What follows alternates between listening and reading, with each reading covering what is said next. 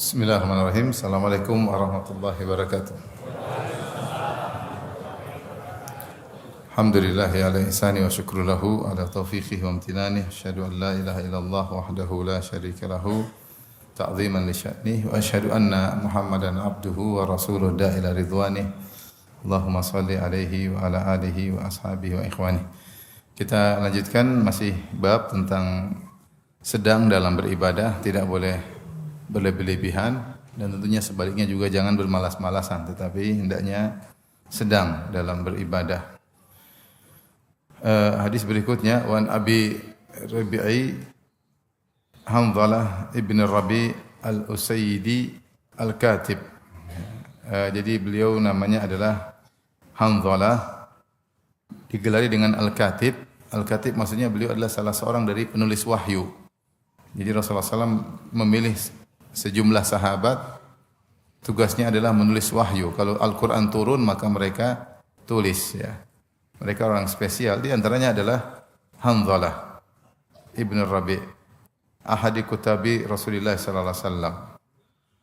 Qala, kata beliau, laqiyani Abu Bakrin. Abu Bakar bertemu denganku. Faqala, kaifa anta ya Hanzalah? Bagaimana kondisimu wahai Hanzalah? Dan ini biasa kalau sahabat bertemu dengan sahabat, di antara bentuk perhatian bertanya bagaimana kondisimu, bagaimana kegiatanmu, bertanya tentang kondisinya, cari-cari tahu tentang kondisinya, kegiatannya, ya. Siapa tahu ada yang bisa dia bantu, siapa tahu dia bisa memberi ide, ya. Ini menunjukkan perhatian sesama saudara. Gimana kabar, gimana keluarga? Biasa ini adalah perkara yang dilakukan oleh para sahabat, ya. Maka Abu Bakar bertanya, kaifa anta ya Hanzalah? Bagaimana engkau? Bagaimana kondisimu ya Hanzalah?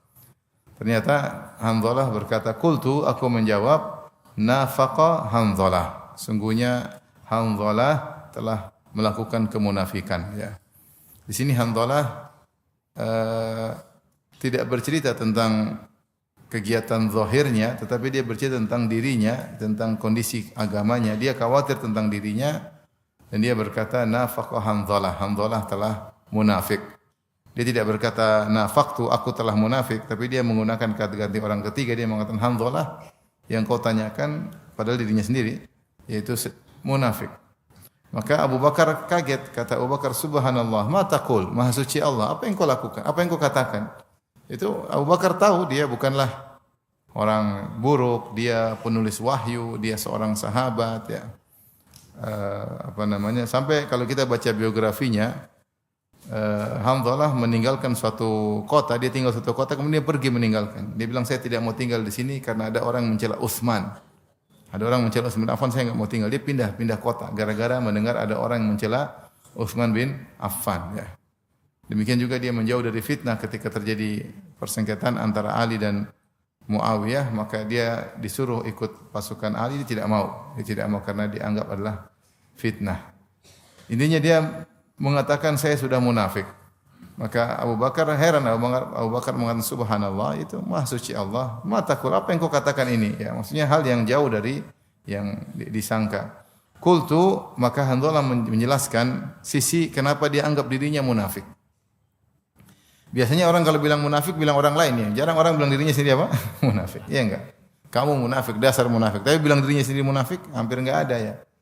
Tapi ini bagaimana sahabat mereka menilai diri mereka sendiri, mereka tidak merasa tinggi, mereka tidak merasa hebat, mereka tidak merasa wali, mereka tidak merasa macam-macam. Mereka orang yang tawadhu, semuanya tawadhu. Merasa diri penuh dengan apa? Kekurangan, ya.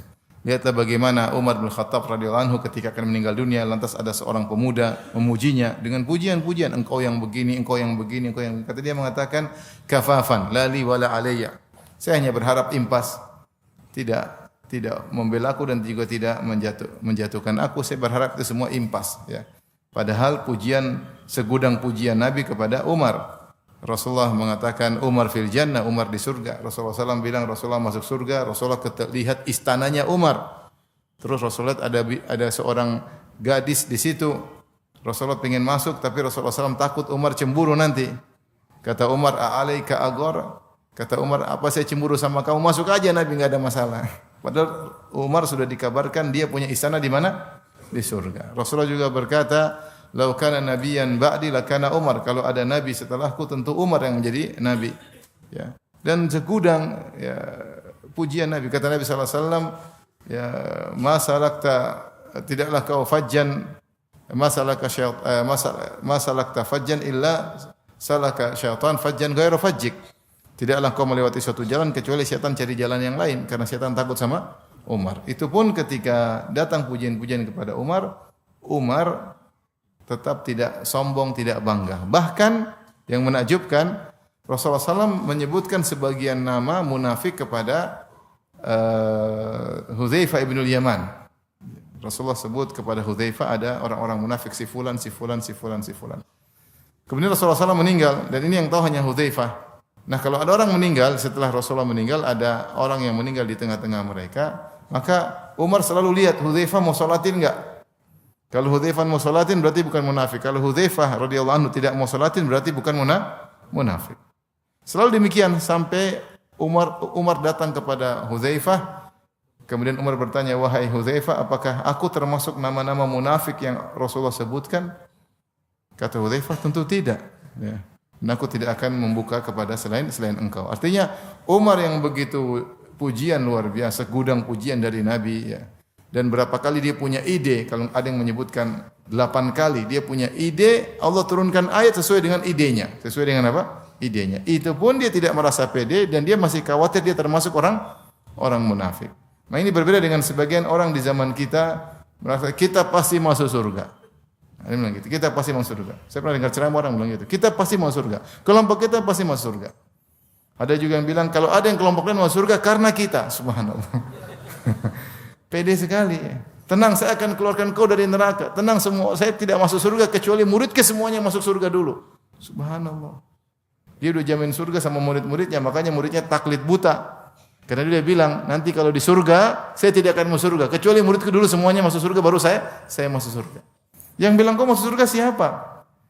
Siapa yang jamin kau masuk surga? Umar aja tidak sombong, tidak ada merasa tinggi sama sekali. Tawadhu luar biasa, sampai takut dirinya termasuk orang-orang apa? Munafik. Padahal siapa Umar?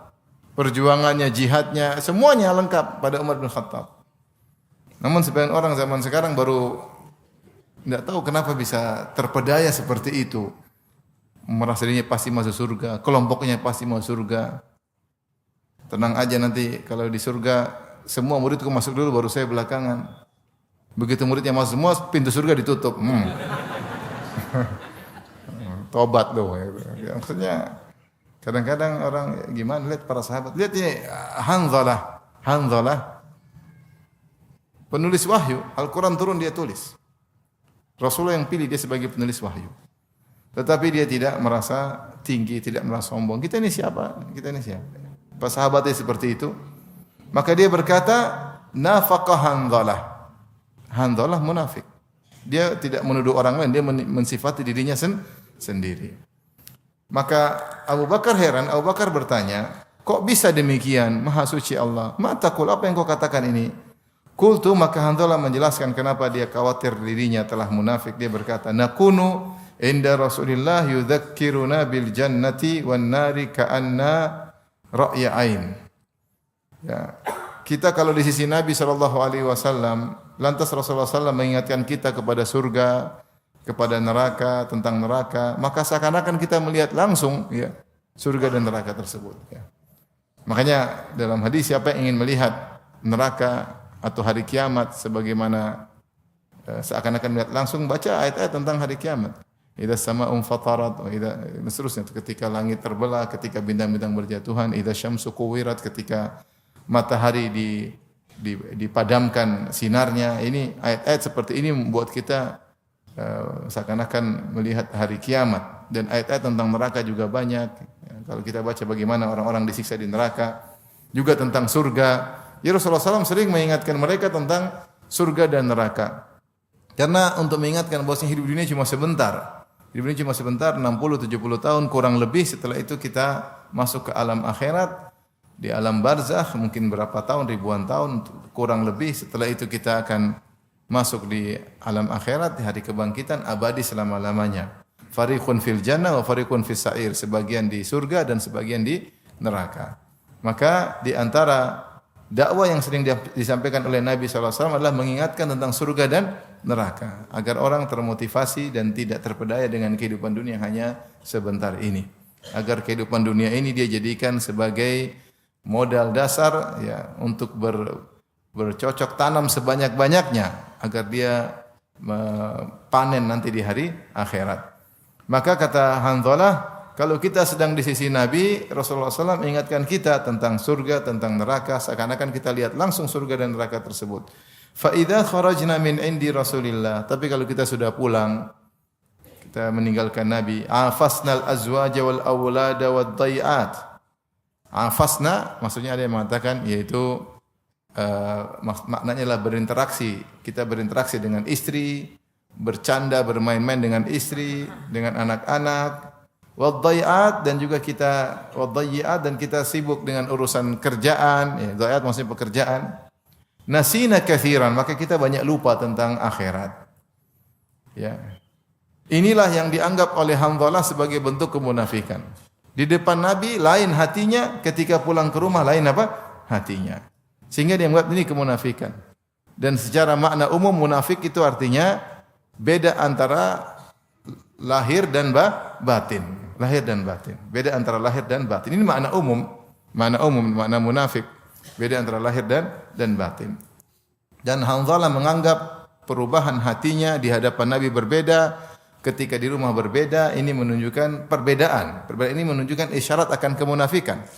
Maka dia berkata kalau di depan Nabi kita benar-benar seperti lihat surga dan neraka, tapi kalau udah pulang ketemu istri, ketemu anak, interaksi dengan mereka, bercanda dengan mereka, main dengan mereka, urusan kerjaan, urusan dunia, urusan sawah ladang, urusan perkebunan, urusan dagang, maka nasina katsiran, banyak urusan akhirat yang kita lupakan.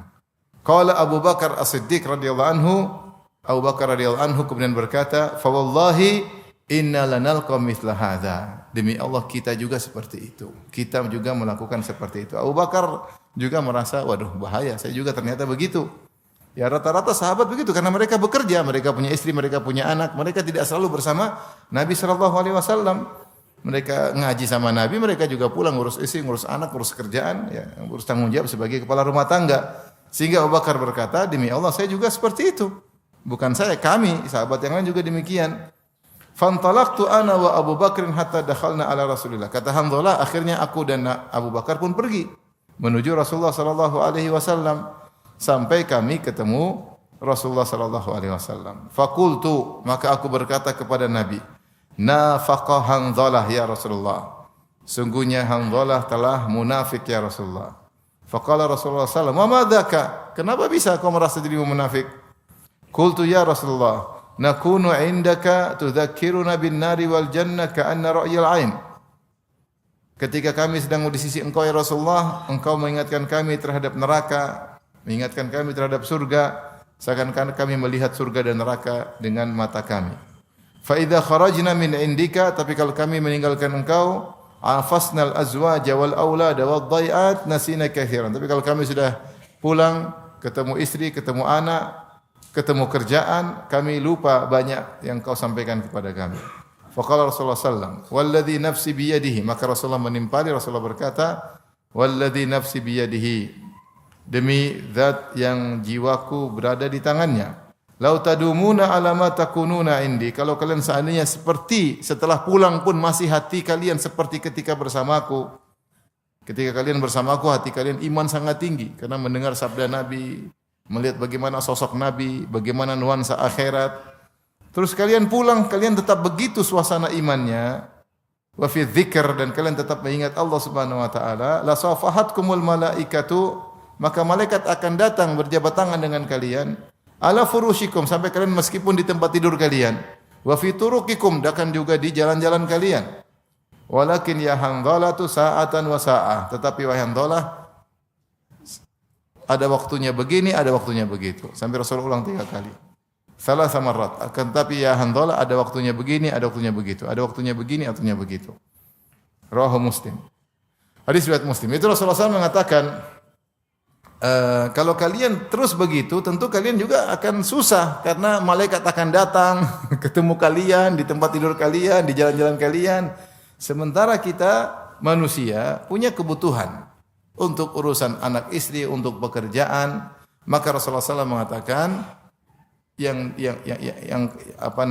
terjadi pada dirimu wahai Hanzalah dan juga pada Abu Bakar bukanlah sesuatu kekurangan. Karena memang ada waktu untuk ibadah dan ada waktu untuk anak dan istri. Ya, maka Rasulullah mengatakan, kalau seandainya kau terus begitu, malaikat akan datang. Kalau kau tidak pernah bermaksiat, tidak pernah mikirin dunia, selalu mikir akhirat, malaikat seperti malaikat nanti. Malaikat yang tidak pernah melupakan tentang apa? Akhirat. Malaikat yang tidak pernah memikirkan tentang dunia. Malaikat semua pikirannya adalah perintah Allah Subhanahu wa taala. La ya'sunallaha ma amar wa yaf'aluna ma yu'marun. Segera selalu menjalankan perintah Allah, ya. Tidak pernah membangkang terhadap perintah Allah. Tapi ternyata kita ada alam secara umum, ada manusia di antara dua alam. Alam malaikat yang senantiasa tidak ada kegiatannya kecuali mengingat Allah. Yusabbihuna al-laila wan nahara la yafturun. Senantiasa bertasbih kepada Allah, bertasbih salat ya malam, siang dan malam, tidak pernah capek. Malaikat la yas'amun, tidak pernah bosan, tidak pernah letih, itu malaikat. Memang mereka diciptakan seperti itu. Alam berikutnya alam syaitan yang tidak ada kegiatannya kecuali maksiat. Apa yang dipikirkan selalu bagaimana bermaksiat hari ini, bagaimana menggoda manusia. Gimana caranya? Datang dari depan, dari belakang, dari kanan, dari samping, goda manusia, bisik-bisikin dengan berbagai macam cara digoda manusia. Manusia di antara keduanya, ya, tidak seperti malaikat, tidak juga seperti syaitan. Ya, ada waktunya dia untuk mengingat Allah, ada waktunya dia untuk uruskan apa dunianya. Ya, itulah manusia. Dan disitulah dia kemudian diuji oleh Allah Subhanahu wa taala. Ya, oleh karena Nabi tidak menyalahkan Hanzalah. Nabi berkata, tidak mengapa demikian, walakin ya Hanzalah sa'atan. Ada waktunya. Ada waktunya kita baca Quran. Ada waktunya kita ngaji, ada waktunya kita silaturahmi, ada waktunya kita bercumbu bermesra dengan istri, ada waktunya kita main-main sama anak-anak. Demikianlah seorang muslim dan itu yang dipraktekkan oleh Nabi sallallahu alaihi wasallam, ya. Maka muslim yang baik adalah memberikan masing-masing haknya, ya. Ya, memberikan masing-masing haknya. Islam tidak mengajarkan rahbaniyah, seorang kemudian tidak menikah, tidak punya anak, kemudian sibuk beribadah terus. Tidak ada dalam Islam. Dalam Islam tidak demikian. Makanya saya sering sampaikan, agama yang kalau dikerjakan dengan sempurna, ya, tapi logis adalah agama Islam.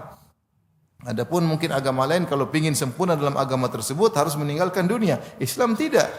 Seorang pejabat bisa menjadi agamis yang sempurna padahal kondisinya sebagai seorang pejabat, ya. Dan ada seorang yang mungkin pedagang bahkan bisa menjadi meraih kesempurnaan dengan kondisi sebagai seorang pedagang. Sebagaimana ada seorang ustadz bisa mencapai kesempurnaan kondisi sebagai ustadz, ya. Ada seorang bisa mencapai kesempurnaan dengan kondisi sebagai istri. Islam luar biasa. Jadi di tengah-tengah kerjaan duniawinya dia tetap mengingat Allah Subhanahu wa taala. Tapi bukan maksud Nabi ingat akhirat terus, tidak urusan dunia, enggak. Karena di balik urusan dunia juga ada pahala yang Allah berikan, ya. Baik. Kemunafikan secara umum ada dua. Nifaq kata para ulama ada dua. Yang pertama disebut dengan nifaq al-i'tiqadi, yaitu nifaq kemunafikan terkait keyakinan, dan ini adalah disebut dengan nifaq akbar, kemunafikan akbar, dan ini kufur, mengeluarkan seorang dari Islam. Yang kedua disebut nifaq amali, yaitu kemunafikan terkait dengan amal, dan di sini disebut juga nifaq asghar, kemunafikan asghar, munafik kecil yang tidak mengeluarkan seorang dari Islam. Adapun kemunafikan besar yaitu seorang benci dengan Islam, hatinya kufur tapi dia KTP-nya Islam. Ini namanya nifaq akbar, seperti yang ada di zaman Nabi sallallahu alaihi wasallam. Rasulullah sebutkan orang-orang munafik, Rasulullah Allah turunkan ayat-ayat membongkar sifat-sifat mereka, terutama ketika dalam perang Tabuk, dalam surat surat Taubah, At-Taubah, Allah banyak mengungkap sifat-sifat orang munafik yang tinggal di zaman Nabi sallallahu alaihi wasallam. Ketika perang Uhud, Rasulullah SAW keluar dengan 1.000 pasukan untuk melawan pasukan Quraisy sebanyak 3.000 pasukan. Ternyata ketika mau perang 300 mundur, dipimpin oleh Abdullah bin Ubay bin Salul. Jadi 1.000 mundur berapa? 300. Bayangkan 30% mundur. Dan 300 itu banyak mereka mundur. Jadi di zaman Nabi sudah ada orang munafik, tapi KTP mereka Islam. Cuma mereka mundur ya. Kata Allah, "Fama lakum fil munafiqina fi'ataini wallahu arkasahum bima kasabu." Makanya ketika mereka mundur 300, 700 bingung sahabat. Ini gimana nih? Musuh 3.000 datang, 300 membelot. Maka berpecahlah para sahabat menjadi dua kelompok. Sebagian mengatakan, "Ya Rasulullah, kita bunuh dulu 300 baru lawan 3.000." Nah, repot juga. Akhirnya Allah turunkan ayat, kata Allah, biarkan mereka. Tidak usah sibuk dengan orang apa? Munafik. Maksud saya di zaman Nabi saja munafik banyak. 300 ya. Dan munafikun akan terus ada sampai ya hari kiamat, sampai hari kiamat. Tentunya KTP mereka Islam. Tetapi ciri-ciri munafikun, munafik i'tiqadi mudah. Dia tidak suka dengan syariat apa? Islam. KTP Islam, dia benci dengan syariat Islam. Dia enggak suka kalau Islam jaya, dia enggak suka. Dia enggak suka Islam jaya. Dia enggak suka kalau Islam yang mendominasi, dia enggak suka. Dia enggak suka kalau tauhid ditinggikan, dia enggak suka. Dia enggak suka kalau ada wanita menjalankan syariat Islam. Dia enggak suka sunnah-sunnah Nabi tegak, dia enggak suka. Dia mau agama model pikiran dia. Dia mau agama yang nyaman buat kepala dia. Ya. Intinya dia enggak suka syariat Islam, tapi KTP-nya Islam. Dia enggak suka syariat Islam. Ya. Dia enggak suka syariat Islam. Ini ciri-ciri orang munafik ya. Ya, terutama zaman kita orang liberal, ya, banyak orang munafik, orang liberal yang anggap semua agama benar ya. Semua agama masuk surga. Semua agama benar, semua agama masuk surga. Kemudian ngapain Nabi diutus ya, Pak? Kalau semua agama benar, semua masuk surga, ngapain Nabi diutus? Ngapain Nabi dakwahi orang-orang Nasara di zaman Nabi sallallahu alaihi wasallam, kirim surat kepada Heraklius, kepada Al-Muqawqis, kirim surat kepada Kisra raja Persia. Nabi kirimin surat semua, suruh masuk Islam. Dan Rasulullah kirim surat dengan tegas kepada Heraklius, raja Romawi. Padahal raja Romawi itu orang Nasrani yang sangat taat, sampai dia nunggu-nunggu kapan datangnya Rasulullah. Dia nunggu-nunggu. Makanya saya punya ceramah untuk bisa dengar tentang nasib tragis, kisah tragis Heraklius. Bagaimana dia seorang raja sekaligus orang yang alim, mungkin dikatakan juga pendeta, dan dia punya ilmu tentang syariat sampai dia banyak beribadah, dia menantikan kedatangan Nabi. Tapi ternyata ketika dia tawarkan kepada rakyatnya agar masuk Islam, ternyata rakyatnya tidak mau, sehingga dia memilih kerajaannya daripada masuk Islam. Apa isi surat Nabi sallallahu alaihi wasallam kepada Heraklius?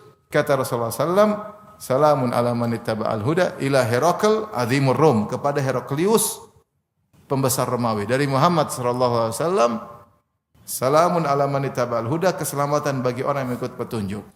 Kemudian kata Rasulullah sallam, "Aslim taslam," masuklah kau Islam.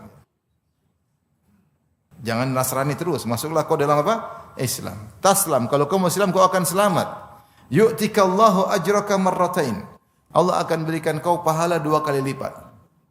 Pahala selama kau Nasrani, ya, dan pahala kalau kau masuk Islam. Kemudian kata Nabi sallallahu alaihi wasallam, "Fa in tawallait," kalau kau tidak mau masuk Islam, "fa inna ma 'alaika itsmul arisiyin." Kalau kau tidak mau Islam, kau akan menanggung dosa rakyatmu. Coba bayangkan.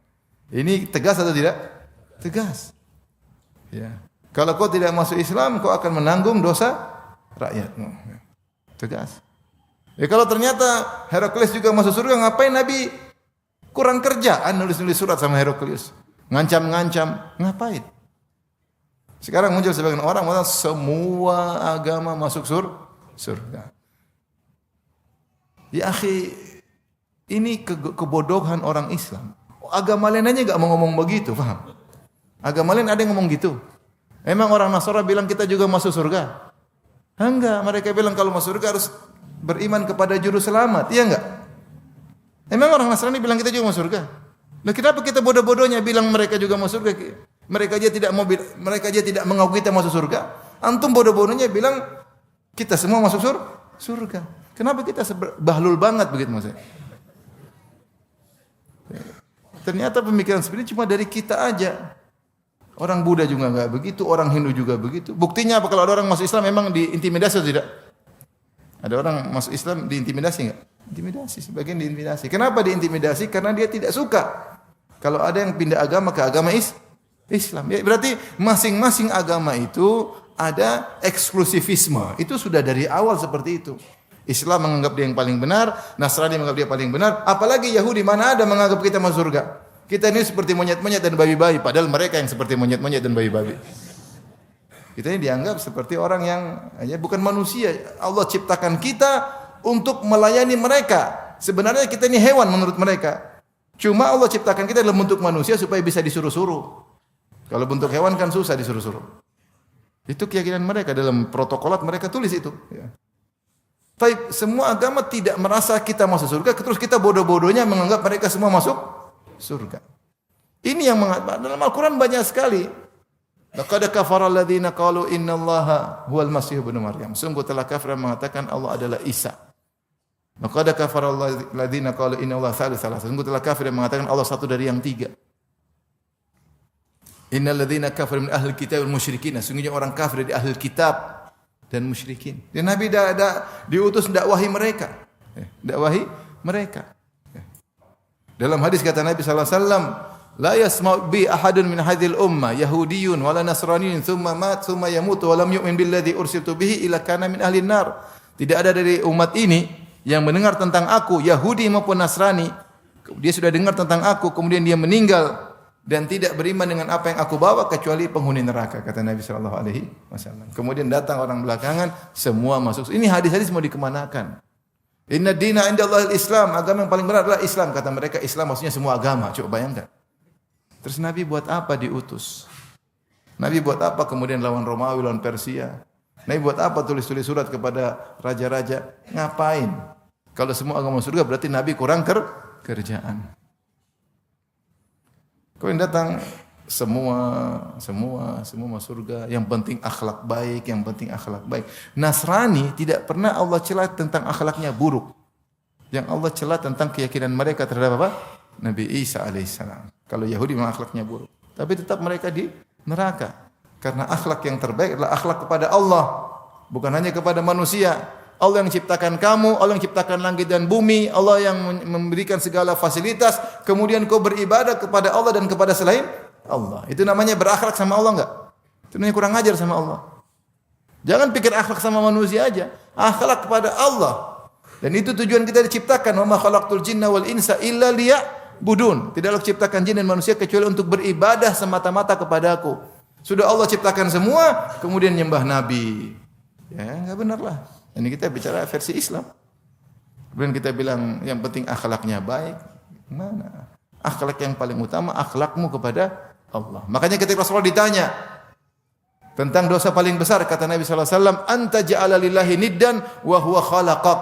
Dosa paling besar syirik, yaitu engkau mengambil tandingan bagi Allah padahal yang ciptakan kamu hanya Allah.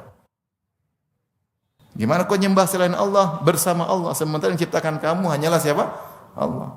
Kalau yang ciptakan kamu Allah dan Nabi Isa juga ciptakan kamu, silakan sembah dua-duanya. Tetapi kalau yang ciptakan kamu hanya Allah, siapa yang disembah? Allah. Maka akhlak yang paling utama akhlak kepada Allah. Yang bilang yang penting akhlak mulia, akhlak mulia. Sampai ada yang mengatakan agama hanyalah sarana, tujuan adalah akhlak.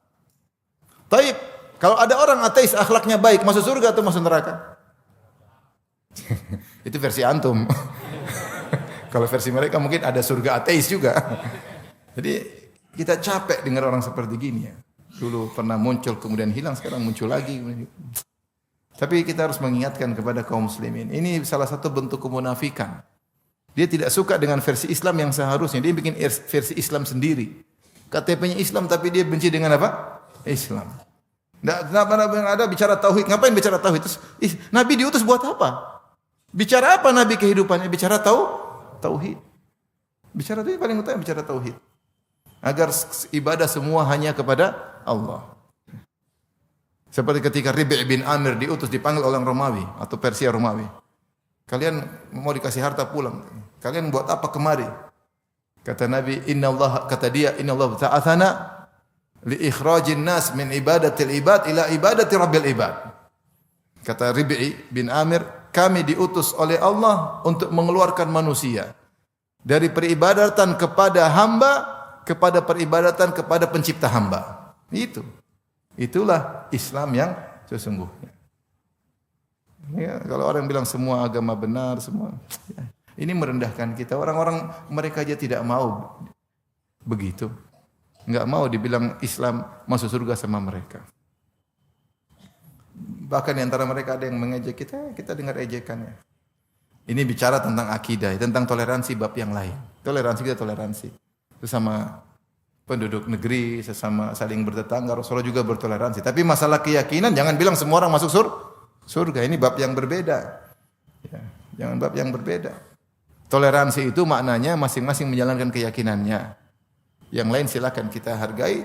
Bukan kita gabung dengan mereka, sama-sama ibadah di ibadah mereka. Itu namanya bukan toleransi. Itu namanya apa? Campur apa? Campur sari ya. Nah iya, gado-gado. Toleransi itu saya beda, kamu beda, tapi menghargai. Itu kan toleransi. Tapi kalau campur baur, itu bukan toleransi lagi. Itu namanya tidak punya pendirian, gimana seperti itu. Saya dulu biasa, waktu masih sekolah, saya satu bangku sama wanita Nasrani. Kita sering ngobrol, tapi kita beda keyakinan. Saya sering ngobrol, diskusi, debat. Enggak ada masalah. Itu toleransi jalan. Beda. Keyakinan beda, toleransi beda. Saya tanya sama antum jujur, apakah mereka merasa kita masuk surga? Enggak, mereka enggak merasa kita masuk surga. Terus ngapain kita bodoh-bodohnya mengatakan, oh semuanya surga. Mereka aja bilang, kau aja di neraka, kita enggak masih. Baik, jadi hati-hati, namanya nifaq i'tiqadi. Nifaq itu tidak suka dengan Islam. Tapi KTP-nya apa? Islam. Dia mau Islam versi dia. Islam yang homoseksual halal. Islam yang zina halal, yang penting suka sama suka, yang penting bukan istri orang. Saya pernah bantah kajian khusus, ada salah satu dari mereka mengatakan zina enggak ada masalah, yang penting bukan istri orang.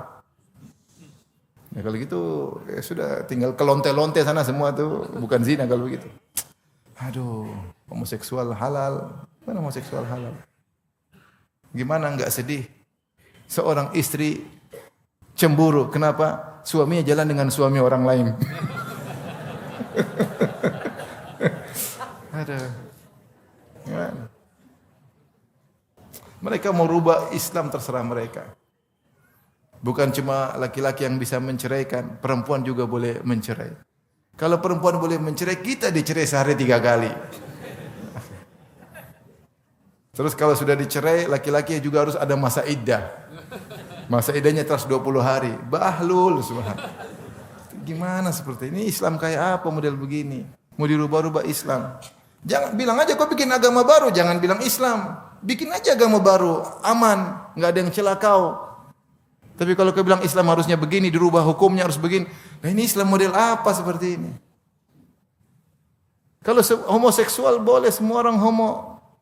Habis, punah. Manusia punah, ganti monyet-monyet. Jangan ada yang punya anak keturunan, kalau semua homo mana ada anak keturunan?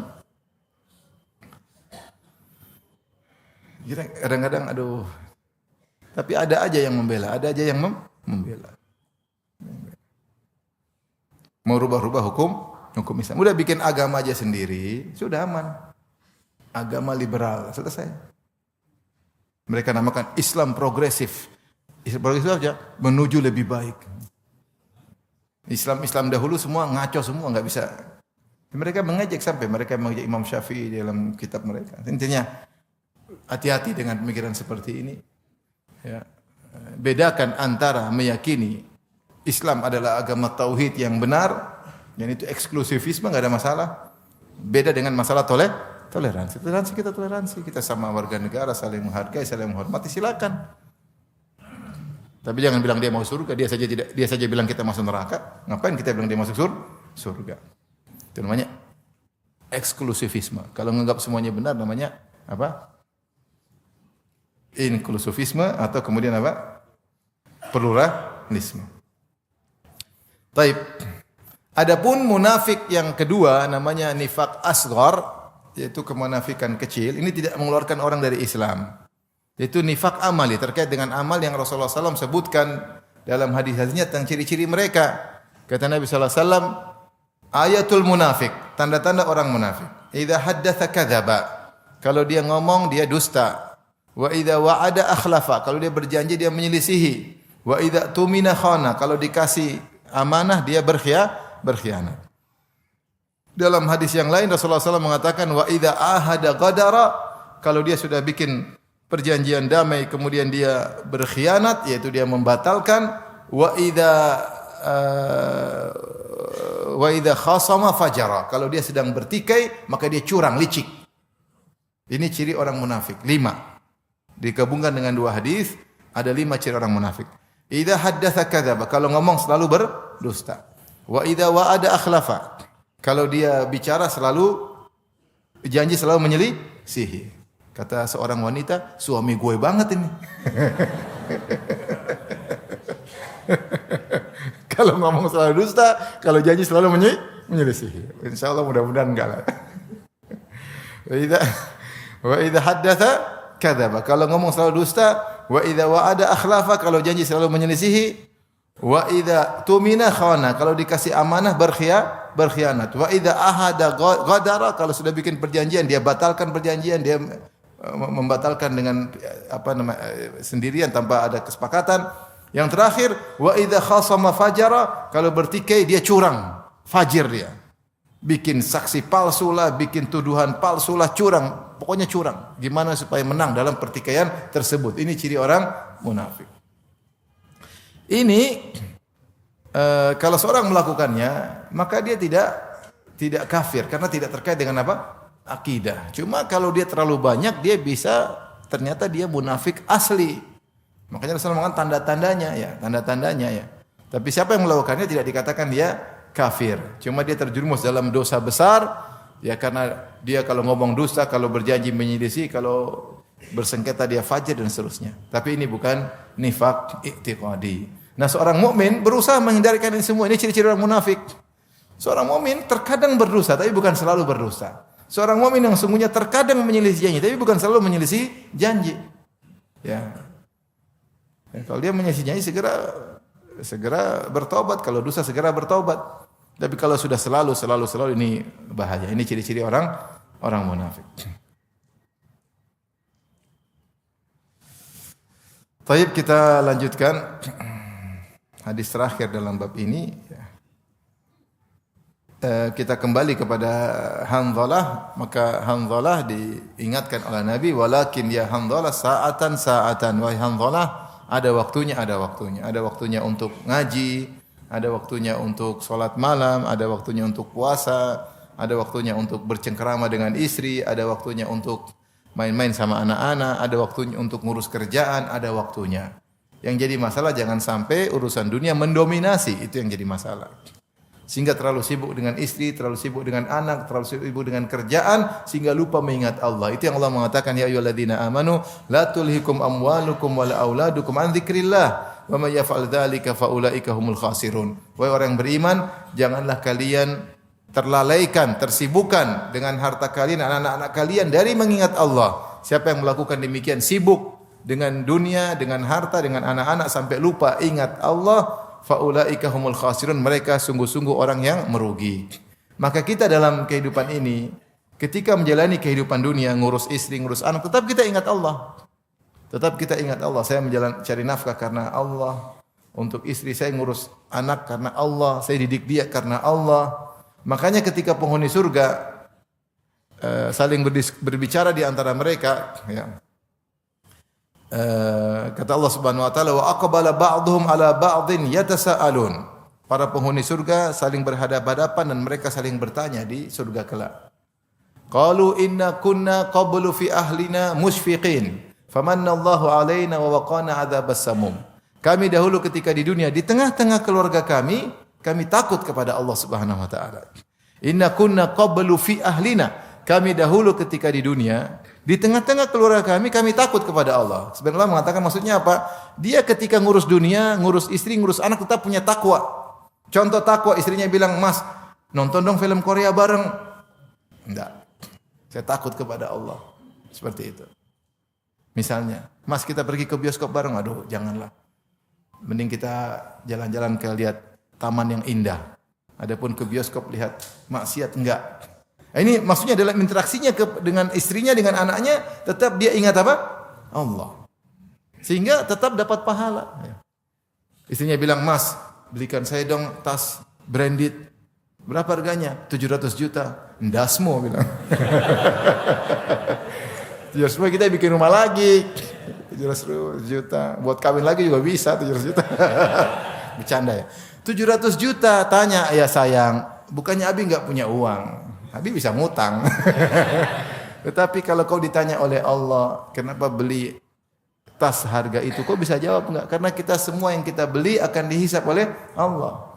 Allah akan berhentikan kita tentang seluruh harta kita, min aina iktasabahu wa fima anfaqah. Dari mana dia dapatkan, ke mana dia belanjakan.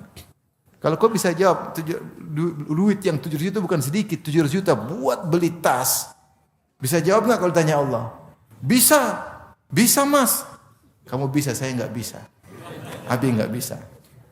Nah, ini namanya kita ketika bermuamalah dengan istri, dengan anak tetap takut kepada siapa? Allah. Jadi jangan sampai anak-anak kita, istri-istri kita, harta kita melalaikan kita. Itu yang Allah cela. Tapi walakin ya hamdalah ada waktu kita fokus ibadah, tidak ingat anak istri. Ada fokus kita lagi baca Quran, kita ada. Ada fokus kita bangun malam udah cuek dengan istri, pikir akhirat, ada. Ada kita fokus ngurus anak istri tanpa lupa kepada Allah Subhanahu wa taala. Dengan demikian hidup kita berkah. Dengan demikian segala aktivitas kita berpahala di sisi Allah Subhanahu wa taala. Allah tidak ingin dan Rasulullah tidak ingin kita hidup cuma di masjid mulu. Enggak. Ada kegiatan yang kita gaul. Kalau di masjid terus gimana mau maju Islam? Gimana mau berjaya Islam? Harus ada yang belajar ini, belajar agama, belajar dunia, harus jadi insinyur yang hebat, harus jadi orang-orang hebat, dunia juga harus hebat. Makanya Allah mengatakan wa'idul lahum mastata'tum min quwwah wa min ribatil khail. Siapkanlah kekuatan yang terbaik dari kalian. Islam harus kuat, ilmu dunia maupun ilmu agama. Taib, hadis terakhir dalam bab ini an ibni Abbas radhiyallahu anhuma qala, dari Ibnu Abbas radhiyallahu anhuma beliau berkata, bainaman nabiyyu sallallahu alaihi wasallam yakhtubu, ketika Nabi sedang berkhutbah, idza huwa birajulin qa'imin, tiba-tiba Rasulullah melihat ada seorang sedang berdiri, yang lain duduk, dia berdiri. Fasa'ala anhu, Rasulullah tanya, siapa orang itu, kenapa berdiri? Faqalu Abu Israil, orang ini namanya Abu Israil. Nadhara an yakuma fi syams, dia bernazar untuk berdiri di bawah terik matahari. Beribadah dengan berdiri di bawah terik matahari. Wala yaqut, dan dia bernazar untuk tidak duduk. Wala yastadhil, dan dia bernazar untuk tidak bernaung di bawah naungan. Wala yatakallam, dan dia bernazar untuk tidak berbicara. Wa yasum, dan dia bernazar untuk berpuasa. Jadi dia bernazar banyak. Pertama, berdiri di bawah terik matahari, tidak duduk, tidak bernaung, tidak bicara. Yang kelima, berpuasa. Nazarnya ada berapa? 5. Bernazar akan berdiri di bawah terik matahari, kemudian tidak akan duduk, tidak bernaung, tidak bicara, dan berpuasa. Faqala Nabi sallallahu alaihi wasallam, Rasulullah SAW berkata, muruhu, perintahkan dia. Falyatakallam, suruh batalkan nazarnya, suruh bicara. Wal yastadhil, suruh dia bernaung. Wal yutimma saumahu, dan hendaknya dia melanjutkan puasanya. Rawahul Bukhari, hadis riwayat Bukhari. Di sini dia bernazar dengan banyak perkara, tetapi yang syar'i cuma satu, yaitu bernazar untuk puasa. Adapun lainnya, nazar yang tidak benar. Nazar akanlah sesuatu yang dilakukan oleh seorang untuk mendekatkan diri kepada Allah. Mewajibkan suatu perkara yang tidak wajib baginya untuk mendekatkan diri kepada Allah Subhanahu wa taala. Puasanya tidak wajib, tapi dia bilang saya mau puasa karena Allah. Ini enggak ada masalah, ya. Tetapi saya akan berdiri di bawah terik matahari karena Allah. Ini enggak ada, enggak boleh. Ini bukan ibadah. Rasulullah suruh batalin. Saya bernazar untuk dekatkan diri kepada Allah, saya tidak mau bicara. Enggak boleh. Enggak boleh. Maka Rasulullah bilang batalkan semuanya kecuali satu, berpuasa. Sebagian ulama menafsirkan orang ini Abu Israil, dia bernazar untuk tetap berdiri di bawah matahari, tidak duduk, tidak bernaung, tidak bicara ketika mendengar khutbah Nabi, karena dia ingin mengagungkan khutbah Nabi. Maka dia ingin cara dia dengar khutbah Nabi dengan cara seperti itu. Niat dia baik. Tapi Rasulullah tegur, itu salah semua. Yang benar hanya boleh berpuasa. Ya, maka ini dalil bahwasanya ibadah ya tidak boleh berlebih-lebihan, harus ikut aturan, ya. Bernazar sesuai dengan aturan, tidak boleh bernazar hal-hal yang membuat seorang di luar kemampuannya. Ya. Panas terik matahari, Allah tidak ingin kita merepotkan diri kita. Ya. Hukum asal, wa ma ja'alallahu alaikum fid dini min haraj. Ya. Allah tidak menjadikan agama kalian sulit. Yuridullahu bikumul yusra wa la yuridu bikumul usra. Allah menginginkan kalian mudah, Allah tidak menginginkan kalian apa? Kesulitan ya. Hukum asalnya. Ma khuyyiran Nabi sallallahu alaihi wasallam baina amrayni illa ikhtara aisarahuma ma lam yakun haraman atau ma lam yakun itsmun ya. Kata Aisyah, tidaklah Nabi diberi pilihan dengan dua pilihan kecuali Nabi selalu memilih yang paling ringan di antara keduanya selama tidak haram atau selama bukan dosa ya. Makanya tidak ada dalam syariat suruh kita untuk bersusah-susah. Tetapi kalau ada ibadah kemudian ada kesulitan yang kita jalani. Seperti umrah letih ya kita jalani, haji letih kita jalani. Tapi bukan cari-cari susah untuk umrah dan haji ya. Ya, saya pinginlah umrah jalan kaki. Dari bandara Jeddah sampai ke mana? Ke Masjidil Haram. Ya enggak lah, naik mobil lah. Ya, naik mobil. Baik, maka ini dalil bahwasanya ibadah jangan berlebih-lebihan. Kemudian ibadah hendaknya sedang ya, dan mengingat tentang berbagai macam sisi dan aspek. Bahwasanya hidup kita ini bukan untuk ibadah mahdhah saja, tapi ada ibadah-ibadah bentuk lain, ibadah ngurus istri, ibadah ngurus anak, ibadah kerja agar kita bisa berinfak untuk berjihad fisabilillah. Maka seorang jangan berlebihan dalam ibadah, akhirnya nanti dia terputus ibadahnya, tidak mampu untuk beribadah ya. Saking semangat akhirnya tengah-tengah jalan terjungkal ya, akhirnya tumbang. Sebagian orang seperti itu, semangat ibadah berlebihan akhirnya tumbang, akhirnya terputus, tidak lanjutkan lagi. Tapi kita lanjut bab berikutnya, babun fil muhafazati 'alal a'mal. Bab tentang menjaga amal. Bab ini dibawakan oleh Imam Nawawi rahimahullah, sangat pas, sangat cocok dengan bab sebelumnya. Kalau bab sebelumnya tentang al-iqtisad fil a'mal, yaitu seorang berusaha sederhana atau seimbang dalam beramal, tidak berlebihan dan juga tidak malas-malasan. Dengan cara seperti itu kau bisa continue, karena kalau berlebihan tidak bisa continue. Tapi kalau bisa diatur ya sesuai dengan kemampuan kita, maka kita bisa continue. Kapan kita merasa punya kemampuan lebih, kita mulai naik level. Kalau enggak kita continue aja ya. Karena ibadah yang sedang itu yang mungkin untuk dijaga. Tapi kalau terlalu berlebihan, maka tidak kuat untuk menjaganya. Maka bab berikutnya, bab ini, bab fil muhafazati 'alal amal. Itu bab kalau seorang sudah beramal soleh, hendaknya dia jaga sampai dia meninggal dunia. Dia jaga sampai dia meninggal dunia. Allah sudah bukakan dia pintu kebaikan, maka dia langgengi. Dia continue sampai maut menjemputnya. Sebisa mungkin orang seperti kalau dia sudah mulai salat malam, dia lanjutkan terus. Lagi dengar ceramah salat malam, saya ingin salat malam 3 jam malam ini. Besok sudah enggak, libur sampai tahun depan. Kalau saya mulai 15 menit setengah jam, tapi continue sampai setiap hari, ini yang lebih afdal. Ya. Dengar ceramah tentang sedekah, langsung sumbang 1 miliar. Besok uang sudah enggak ada. Ya, semampunya tapi continue ya. Jadi berusaha untuk menjaga amal. Kalau kita sudah mulai berinfak kepada anak yatim, berusaha continue terus semaksimal mungkin yang kita bisa ya, tapi kita harus menjaga, jangan berlebihan, sedang, supaya kita bisa continue seperti itu ya. Kalau sudah melakukan suatu amalan, kita berusaha menjaganya. Baik, kemudian Imam Nawawi rahimahullah membawakan ayat-ayat terkait dengan bab ini. Kita sebutkan beberapa ayat. Ada 1, 2, 3, 4. Ayat pertama dalam surat Al-Hadid, Allah berfirman, "Alam ya'ni lil ladzina amanu an takhsha qulubuhum li dzikrillah wa ma nazala minal haqq." Bukankah tiba saatnya bagi orang-orang beriman untuk khusyuk hati mereka mengingat Allah. Wa ma nazala minal haqq, dan juga kebenaran yang turun bagi mereka, yaitu Al-Qur'an. Jadi Allah mengatakan, mengajak orang beriman untuk khusyuk kepada Allah dengan mengingat Allah, agar hati mereka khusyuk dengan mengingat Allah dan membaca Al-Qur'an. Kemudian Allah mengingatkan, wala yakunu kalladzina utul kitaba min qabl. Janganlah orang beriman seperti ahlul kitab yang sebelumnya yang tidak bisa menjaga amal. Fatala alaihimul amadu faqasat qulubuhum. Setelah waktu berlalu lama, akhirnya hati mereka menjadi keras. Thumma qasat qulubuhum min ba'di dzalik. Fahiya kal hijarati aw ashaddu qaswah. Ya, setelah itu hati mereka menjadi keras. Itu Bani Israel. Maka hati mereka setelah itu menjadi keras, tadinya baik kemudian menjadi keras. Bahkan seperti batu atau bahkan lebih keras daripada batu.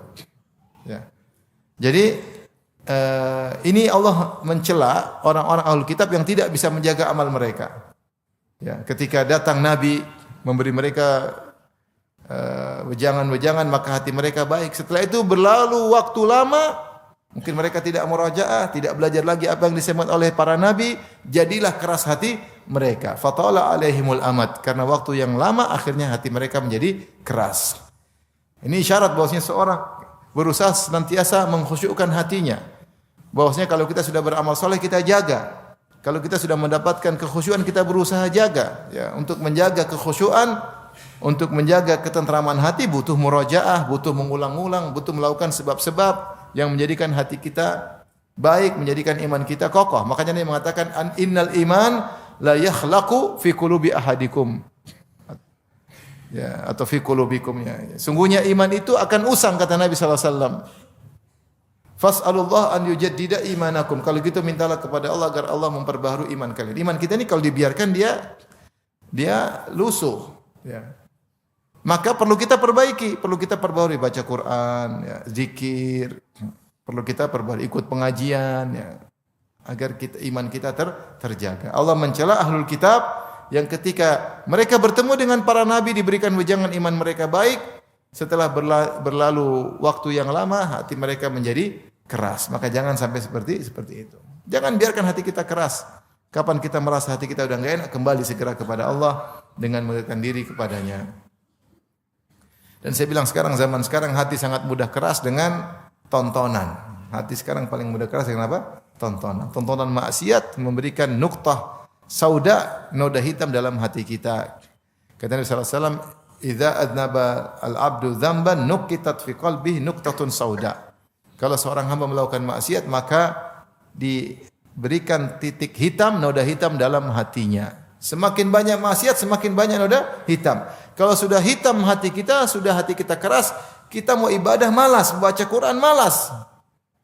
Tapi kalau nonton film Korea semangat. Mau taat sama suami, malas. Melayani suami, malas. Tapi kalau ke mall, luar biasa. Hati bahaya praktikan. Untuk maksiat hati menggebu-gebu, untuk ibadah hati udah malas. Ini ada tanda bahwasanya hati kita bermasalah. Segera perbaiki. Mungkin gara-gara omongan kita yang ngawur atau tontonan kita yang ngawur, pandangan mata yang kita umbar. Maka jangan biarkan seperti kita perbaiki kembali, ikut pengajian, majelis ilmu, ya, agar hati kita terjaga. Karena hati ini dibiarin aja dia jadi lusuh, apalagi dinodai. Hati dibiarin aja lusuh, tidak diingatkan goflah, jadi lusuh. Apalagi dinodai dengan maksiat. Maka perlu kita bersihkan. Allah cela Ahlul Kitab yang tadinya hati mereka baik, kata Allah summa qasat qulubuhum. Kemudian hati mereka menjadi keras. Kemudian ayat berikutnya Allah berfirman wa qaffayna bi Isa bin Maryam wa atainahu al-injil wa ja'alna fi qulubil ladzina taba'u ra'fatan wa rahmah wa rahbaniyah ibtada'uha ma katabnaha 'alaihim illa ibtigha'a ridwanillah fama ra'auha haqqa ri'ayatiha. Ya Allah jelaskan setelah Allah kirim para nabi, Allah utus Nabi Isa bin Maryam, Allah berikan Injil. Ya, Nabi Isa sebagaimana nabi yang lain, dia bukan Tuhan. Makanya Allah berikan kitab suci kepada dia. Kalau dia Tuhan, ngapain dia bawa kitab suci? Dia ngomong langsung, benar enggak? Saya tanya sama antum. Kalau nabi bawa kitab suci, kalau Tuhan ngapain bawa kitab suci? Langsung ngomong langsung. Kalau Nabi Isa Tuhan ngapain bawa kitab suci? Langsung ngomong langsung. Dia nabi sebagaimana nabi-nabi yang lainnya. Dulunya tidak ada, kemudian ada. Manusia meninggal juga sebagai makan dan minum sebagaimana manusia yang lainnya. Dia bukan anak Tuhan. Makanya ketika diskusi Nabi dengan orang-orang Nasrani Najran, maka di antara diskusi bahwasanya kalau Nabi Isa adalah anak Tuhan harusnya anak seperti bapaknya. Ternyata Nabi Isa makan makanan. Kana yakulani ta'am. Dia dan ibunya makan makanan. Berarti dia bukan Tuhan. Berarti dia butuh makanan. Berarti dia bukan anaknya Tuhan. Kalau anaknya Tuhan harusnya mirip dengan apa? Bapaknya. Kemudian di sini Allah sebutkan intinya wa rahbaniyah ibtada'uha. Mereka melakukan rahbaniyah. Rahbaniyah itu tidak mau nikah. Rahbaniyah dilakukan oleh pendeta-pendeta dulu, pastor-pastor. Niat mereka kata Allah, "Ma katabana alaihim." Kami tidak mewajibkan kepada mereka, tapi mereka bikin sendiri. Illa btigha ridwanillah. Tujuan mereka untuk mencari keridhaan Allah. Jadi mereka ingin mencari keridhaan Allah dengan melakukan rahbaniyah. Tidak mau nikah, tidak mau ya. Fama ra'auha haqqa ri'ayatiha. Ternyata mereka pun tidak menjaganya. Maksudnya Allah mencela mereka ini, Allah tidak wajibkan untuk rahbaniyah. Ternyata mereka melakukan rahbaniyah. Itu pun mereka sudah bernazar untuk melakukan rahbaniyah, tidak bakalan kawin karena Allah. Itu pun mereka melanggar. Itu pun mereka melanggar. Ini pendapat. Ada pendapat mengatakan rahbaniyah adalah dulu syariat bagi mereka. Syariat bagi mereka, ternyata mereka tidak menjaga.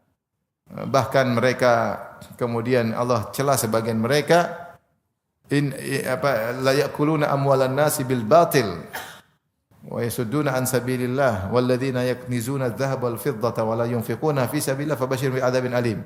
Ya. Inna katsiran minal ahbari war ruhbani la yakuluna amwalan nasi bil batil.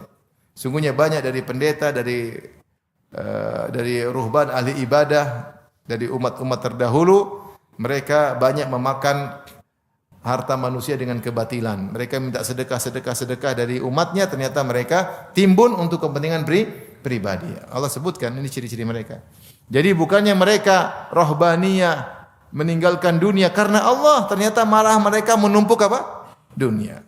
Dengan berlabel tidak nikah, ternyata mereka ngumpulin duit untuk kepentingan pribadi. Ini Allah cela mereka. Allah cela mereka. Nah, rahbaniyah ini apa dulu syariat atau bukan? Ada pendapat, ada yang mengatakan bukan syariat bagi mereka. Mereka bikin bid'ah sendiri. Ternyata mereka juga melanggar. Ada yang mengatakan syariat bagi mereka namun mereka tidak menjaganya. Intinya Imam Nawawi rahimahullah ingin menyampaikan bahwasanya Allah cela mereka karena mereka tidak komitmen. Tidak apa? Komitmen dengan apa yang mereka adakan. Ya, mereka tidak komitmen, bahkan mereka berubah dari katanya meninggalkan dunia karena Allah malah ngumpulin apa? Ngumpulin dunia. Maka kita jangan seperti mereka yang Allah cela. Seorang ulama kemudian ngumpulin dunia untuk kepentingan apa? Pribadi, ngumpulin sedekah ternyata untuk diri sendiri. Ini adalah sikap orang-orang terdahulu ya. Kalau uang umat buat umat, bukan buat pribadi. Ya, saya kan juga bagian dari umat, Ustaz. Iya, tapi ini maksudnya bukan kamu aja, buat seluruh umat. Ada kejadian masjid, ini nyata ini, masjid. Setiap habis Jumatan dihitung laporan selalu 2 juta. Itu bertahun-tahun. Akhirnya ada kawan, dia termotivasi untuk menjadi takmir di masjid tersebut. Setelah dia pegang ternyata tiap minggu Jumatan 8 juta. Jadi selama ini 6 juta kemana? Subhanallah. Terus nekat makan uang umat, itu anak heran. Tapi itu terjadi. Ini adalah kebiasaan orang-orang terdahulu. Apa enggak mikir uang umat, nanti kau ditanya oleh Allah hari kiamat gimana, hisab bagaimana? Ya. Ini terjadi. Ya. Ada yang bilang, Ustaz ini ada sumbangan ke Palestina. Iya, sumbangan Palestina. Resmi. Tetapi dia minta potongan 12,5%. Banyak kali. Jadi kalau dia terima 1 miliar, dia terima 125 juta. Bahlul kata ini orang masa enggak tega ini uang untuk saudara-saudara kita kemudian dia potong terlalu banyak. Kalau 10 juta oke lah buat administrasi. Ini sampai 125 juta dia mau potong. Terus yang dikirim cuma sisanya. Ini gimana? Maksudnya apa tega seperti itu gitu. Tapi ini terjadi. Kalau umat ya buang umat, kita buat umat, ya, buat kemaslahatan umat, bukan kemaslahatan pribadi. Kita bagian dari umat tapi kita harus memikirkan maslahat umum. Intinya dalam ayat ini Allah mencela mereka yang tidak komitmen dengan apa yang mereka kerjakan. Kemudian juga Allah berfirman wa qala ta'ala wa la takunu kallati naqadat ghazlaha min ba'di quwwatin ankatha. Janganlah kau seperti wanita yang setelah memintal dengan kuat kemudian dia cerai-beraikan benang-benangnya. Jadi seakan-akan Allah mengatakan kalau kau sudah beribadah jangan kau hancurkan. Kalau kau sudah bina jangan kau hancurkan. Apa yang kau sudah usahakan jaga, jangan kau hancurkan. Seperti wanita yang sudah menjahit dengan kuat kemudian dicerai-beraikan, hasil jahitannya ini adalah hal yang menyedihkan. Sudah dibangun dihancurkan, dibangun dihancurkan. Jangan. Ayat terakhir wa qala ta'ala wa'bud rabbaka hatta ya'tiyakal yaqin, beribadahlah kepada Rabbmu sampai datang kematian. Yakin maksudnya kematian. Sebagaimana dalam ayat yang lain, ma salakakum fi saqar qalu lam nakum minal musallin wa lam nakun nut'imul miskin wa kunna nakhudhu ma'al khaidin wa kunna nukadzibu biyaumiddin hatta atanal yaqin. Ketika penghuni surga bertanya kepada penghuni neraka Sakor, apa yang menyebabkan kalian masuk neraka Sakor? Mereka menjawab, lam nakum minal musallin. Kami dulu tidak salat. Kami dulu tidak beri makan kepada fakir miskin. Kami dulu mengejek agama Islam. Wa kunna nukadzibu biyaumiddin. Kami dulu mendustakan hari kebangkitan. Hatta atanal yakin. Sampai datang keyakinan kepada kami. Maksudnya kematian. Kenapa kematian disebut dengan yakin? Karena orang kalau sudah mati dia yakin. Semua yang tadi dia dengar ceritanya yakin melihat malaikat maut. Yakin melihat mungkar dan nakir. Yakin dengan alam barzah. Sehingga yakin. Seperti juga dalam hadis Rasulullah mengatakan tentang Utsman bin Maz'un bahwasanya telah datang yakin kepadanya, dia telah meninggal dunia. Maka ayat ini maknanya sembahlah Allah sampai kau datang kepadamu yakin, maksudnya sampai mati. Sampai mati. Jadi jangan berhenti, continue sampai meninggal dunia. Kita enggak tahu kapan meninggal dunia, berarti jaga amalan. Jangan terlalu kenceng sehingga tumbang di tengah jalan, tapi seimbang yang kau bisa jaga sampai kau meninggal dunia. Adapun ahlul bidah, ahli tasawuf yang ekstrim mengatakan yakin maksudnya keyakinan. Siapa yang beribadah sudah yakin, sudah enggak usah ibadah lagi katanya. Mereka bilang, kamu kan masih ma'rifat, saya sudah yakin. Kamu masih syariat, saya sudah ma'rifat. Orang sudah sampai ma'rifat, sudah yakin, enggak usah ibadah lagi. Ini ngaco. Bayangkan ayat suruh dia beribadah sampai mati, dia malah artikan berhenti ibadah. Dengan makna yakin diartikan dengan apa? Keyakinan. Mana yang lebih yakin, kau atau Nabi Muhammad? Nabi Muhammad SAW super yakin. Dia pun sampai sakit-sakitan tetap berusaha sholat di masjid. Sampai mandi pingsan, pingin sholat di masjid. Mana yang lebih yakin, kau atau Nabi SAW? Nanti kata mereka, enggak, Nabi hanya mencontohkan. Sebenarnya Nabi enggak sholat, enggak apa-apa. Jadi mereka takwil terus ya. Jadi yang benar ayat ini maksudnya